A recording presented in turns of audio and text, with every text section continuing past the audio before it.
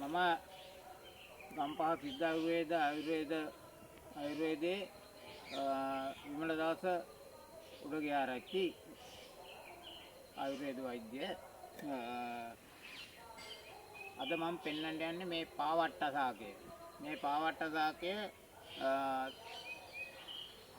හන්දි වේදනාව වලට තවණ්ඩ කොට්ටනි වලට ගන්නවා. ඒ වගේම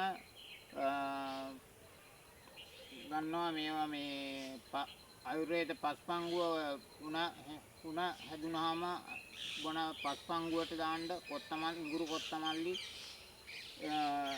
ඒ පස්පංගුවට දාන්න ගන්නවා.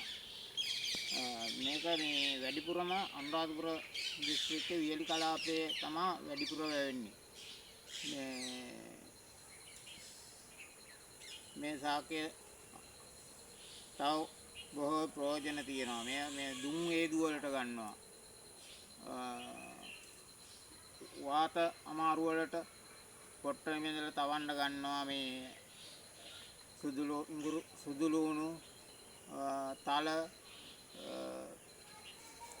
ඒ වගේ පහේ දාලා හිටන් මේ නිකකොළ ඒවා එක්ක මේ පාවට කොළ අරගෙන පොට්ටනි බැඳලා තවන්න ගන්නවා.